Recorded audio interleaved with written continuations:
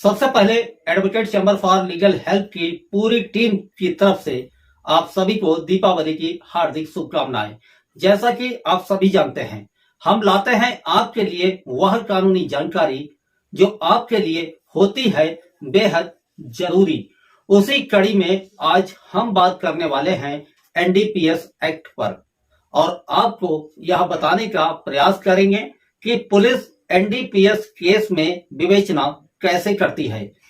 विवेचना पर हम वीडियो इसलिए बना रहे हैं क्योंकि ज्यादातर लोग यह नहीं जानते हैं कि पुलिस एनडीपीएस केस में विवेचना करती कैसे है और हमारे चैनल का उद्देश्य है आपको कानून की हर जानकारी सरल और कम शब्दों में देना। वीडियो शुरू करने से पहले आपको बता दें, नारकोटिक्स ड्रग्स में गांजा, भांग, चरस, अफीम, morphine, heroin, brown sugar, cocaine, codeine, pasta आदि के अलावा कई चीजें शामिल होती हैं।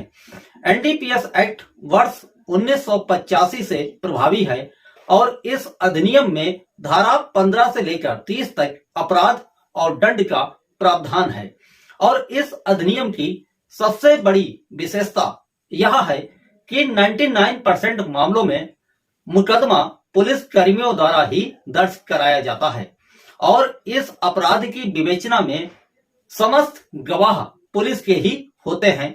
लेकिन 1% मामलों में ऐसा भी होता है कि जनता के गवाह भी हो सकते हैं।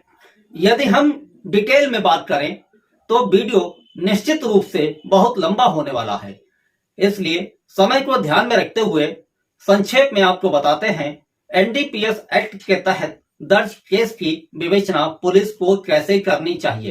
तो चलिए शुरू करते हैं। नंबर 1, वादी का बयान दर्ज करें और फर्द के गवाहन के बयान दर्ज करें। वादी से यह पूछा जाए कि क्या अभियुक्त को धारा 50 एनडीपीएस एक्ट के प्रावधान के बारे में बताया गया था, क्या अभियुक्त से उसकी तलाशी लेने का सहमति पत्र बनाया गया था। वादी व गवाहन के बयानों में यह तथ्य केस में अंकित किया जाना चाहिए। यदि प्रथम सूचना रिपोर्ट, जीडी के विवरण एवं फर्द बरामदगी में कोई विरोधाभास पाया जाता है तो वादी व गवाहों से पूछकर विरोधाभास को स्पष्ट कर लेना चाहिए। नंबर 2, यदि रिकवरी मीमो में जनता का कोई गवाह हो तो उसका भी बयान दर्ज करना चाहिए। नंबर 3, यदि न्यायालय से वारंट प्राप्त करके तलाशी ली गई है या राजपत्रित अधिकारी से अनुमति पत्र लेकर तलाशी ली गई है तो उस वारंट या अधिकार पत्र को वादी से प्राप्त करके केस डायरी में संलग्न करना चाहिए तथा उसकी एक नकल भी केस डायरी में लिखी होनी चाहिए और केस डायरी में उपलब्ध होनी चाहिए। नंबर 4, यदि वादी द्वारा बिना वारंट के या राजपत्रित अधिकारी के अधिकार पत्र के तलाशी ली गई है तो विवेचक को यह चेक करना चाहिए कि वादी द्वारा बिना वारंट तलाशी लेने का कारण जीडी में अंकित किया गया है या नहीं एवं बिना वारंट तलाशी लेने की सूचना वरिष्ठ अधिकारी को तत्काल भेजी गई है या नहीं। नंबर 5, वादी के बयान में यह भी दर्ज किया जाए उसके द्वारा अभियुक्त की गिरफ्तारी का कारण बताया गया है या तथा अभियुक्त को फर्द बरामदगी की एक पठनीय प्रति दी गई है या नहीं। नंबर 6, यदि अभियुक्त की तलाशी थाने पर ली जाए तो फर्द की प्रति की तलाशी में मिलने का उल्लेख जीडी में किया जाए ताकि यह सिद्ध हो सके कि अभियुक्त को फर्द की नकल दी गई थी। नंबर 7, विवेचक द्वारा यह भी चेक किया जाए कि बरामद माल को सील मोहर करके दाखिल किया गया है या नहीं तथा उस पर वादी व अभियुक्त के हस्ताक्षर है या नहीं।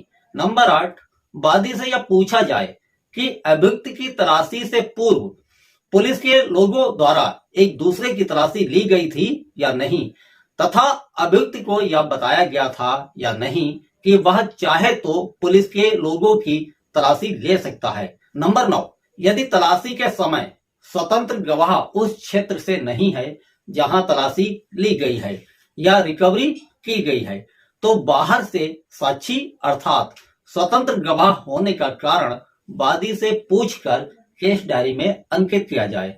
नंबर 10, अभियुक्त की गिरफ्तारी की सूचना उसके किसी परिजन को किस माध्यम से किसके द्वारा दी गई, इस संबंध में विवेचक द्वारा वादी से पूछकर उसके बयान में अंकित किया जाए तथा सूचना देने वाले व्यक्ति का बयान भी दर्ज किया जाए। नंबर 11, गिरफ्तारी मीमो मौके पर तैयार किया गया है या नहीं। गिरफ्तारी मीमो की एक प्रति केस डायरी के साथ संलग्न की जाए।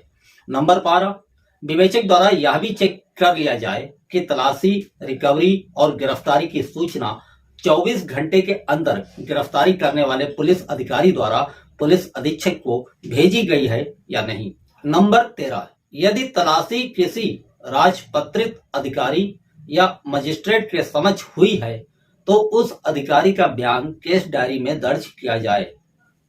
नंबर 14, निरीक्षण घटना स्थल करते हुए उसका नक्शा भी बनाकर केस डायरी में संलग्न किया जाए। नंबर 15, अभियुक्त का बयान दर्ज किया जाए, उससे पूछताछ करके यह जानकारी की जाए कि उसके पास से जो मादक पदार्थ बरामद हुआ है वह कहां से प्राप्त होता है, उसका स्रोत क्या है, उससे जानकारी करके केस डायरी में यह अंकित किया जाए। नंबर 16, बरामद माल की तौल कैसे की गई है, बाट कहां से आया, तराजू किसने दिया, उसका भी बयान केस डायरी में दर्ज किया जाए। नंबर 17, यदि अभियुक्त मादक पदार्थों के व्यापार विक्रय करने का अभ्यस्त अपराधी है तो उसका आपराधिक इतिहास भी केस डायरी में अंकित किया जाए। नंबर 18, बरामद माल का परीक्षण विधि विज्ञान प्रयोगशाला भेजकर कराया जाए तथा आख्या की नकल केस डायरी में अंकित की जाए। नंबर 20, साक्ष्य एकत्र करके 30 दिन में आरोप पत्र न्यायालय में पेश किया जाए। यदि अपराधी पूर्व में एनडीपीएस केस में सजा प्राप्त कर चुका है तो इस बात का उल्लेख भी केस डायरी में किया जाए। तो आज हमने आपको बताया बहुत ही संक्षेप में एनडीपीएस के मामलों में पुलिस विवेचना कैसे करती है या फिर पुलिस को विवेचना कैसे करनी चाहिए। तो हम जल्द वापस आएंगे, तब तक आप रहें सतर्क और सुरक्षित।